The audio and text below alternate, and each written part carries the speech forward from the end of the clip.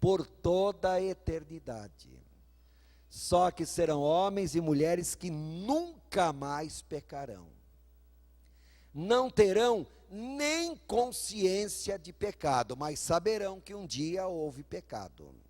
Serão homens e mulheres normais que viverão por toda a eternidade na mesma condição que Deus queria Adão e Eva antes do pecado. Por quê? Porque Isaías diz que assim como é eterno o novo céu e a nova terra que eu hei de criar, também é eterna a sua posteridade, ó Israel, separada de todos os demais povos da terra. Então o povo de Israel vai continuar existindo só por toda a eternidade. E os demais povos da terra continuarão a existir para que o povo de Israel seja um povo separado deles. Mas o Senhor habitará no meio dos povos. Lembre-se que eu li inicialmente e frisei a palavra povos. A palavra povos, aliétinos, é nação mesmo. O Senhor continuará habitará sobre a terra, e as nações continuarão a existir. Os povos gentios existirão para sempre e sempre fiéis ao Senhor. Isaías 65, verso 21 em diante, Isaías 63, os 3 últimos versículos de Isaías 66. Agora, atenção, o mais triste dessa história. Na eternidade, não confunda glorificados com homem restaurado. Está claro? Glorificados somos nós. Restaurado é o homem que permaneceu fiel no milênio, foi retirado da terra e volta para habitar a terra após o Senhor criar novos céus e nova terra. Esse é o restaurado, é o Adão antes do pecado. Volta àquela condição. Esses tais não pecarão, não serão tentados também, está claro? Agora o mais triste, a Bíblia diz que os ímpios estarão em juízo eterno. E em Isaías capítulo 66 diz que de mês em mês, todos os povos da terra terão que comparecer na Nova Jerusalém para adorar ao Senhor.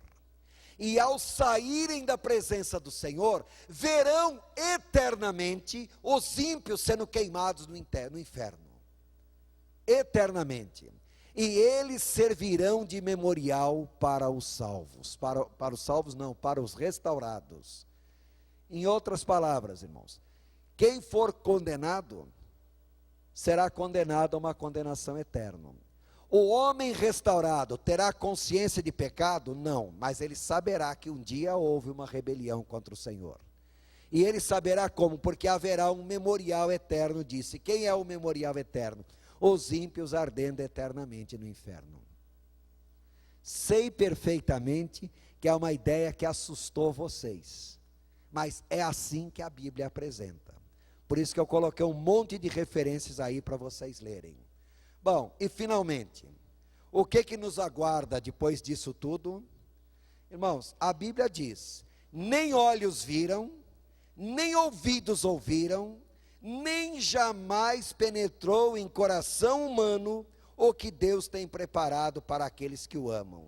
Mas Deus nos revelou pelo Espírito, porque o Espírito a todas as coisas perscruta, até mesmo as profundezas de Deus. Irmãos, eu não tenho a mínima noção do que Deus tem preparado para nós. Não me pergunte. Sabe por quê? Porque nós nem conseguimos imaginar. E o mais curioso de tudo não é isso. A palavra Deus aparece no Antigo Testamento 2.843 vezes. Normalmente é uma tradução de uma palavrinha hebraica chamada Elohim.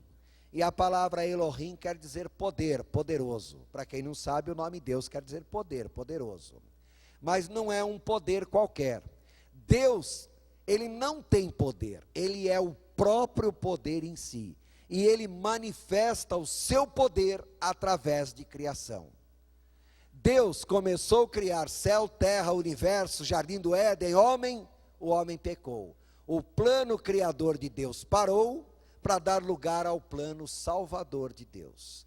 Quando o homem for restaurado à condição que ele tinha antes de pecado no jardim do Éden, o plano criador de Deus continuará em frente.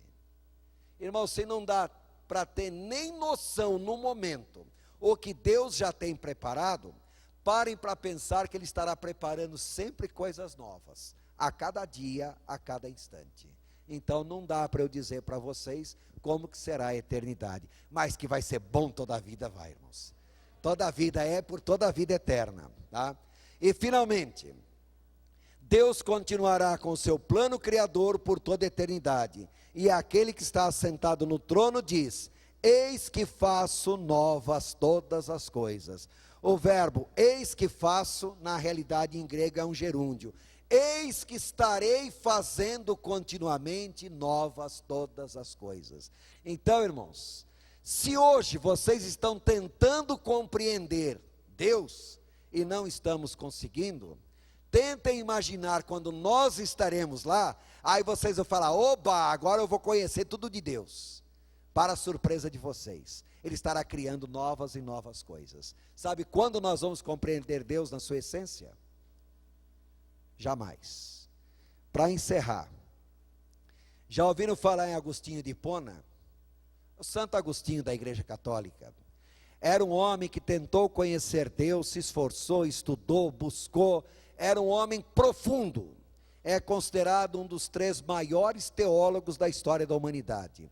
Paulo, Agostinho de Hipona e depois João Calvino. São considerados os 3 tops em termos de teologia.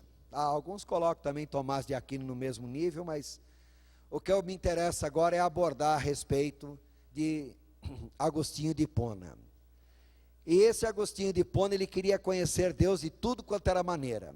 E um dia ele se retirou para uma praia ao norte da África, a mais ou menos 200 quilômetros de Taranger, e ele estava andando pela praia, num lugar totalmente deserto, e de repente ele viu um menino andando, um menino parado na praia, e ele caminhou pensando: como que esse menino chegou até aqui? A casa mais próxima está a mais de 200 quilômetros de distância, e o menino estava cavando um buraquinho na areia com uma colher. E ele chegou para o menino e falou: menino, o que você está fazendo aqui? A pergunta era: fazendo aqui distante, num lugar desse. Mas o menino respondeu que o que ele estava fazendo era cavar um buraquinho na areia para colocar toda a água do mar dentro. Aí Agostinho de Hipona falou para ele: menino, deixa de ser bobo. Você não está vendo que você nunca vai conseguir colocar toda a água do mar dentro desse buraquinho? Aí o menino falou para ele: mas é muito mais fácil colocar toda a água do mar dentro desse buraquinho do que fazer o que você quer fazer, conhecer Deus em toda a sua essência. Então, irmãos, as coisas que os olhos não viram, que os ouvidos não ouviram, e nem passou pelo coração do homem desejar, são essas que o Senhor tem preparados para nós. Amém, irmãos? Então sejam dignos de chegar lá, porque nós chegaremos. Amém.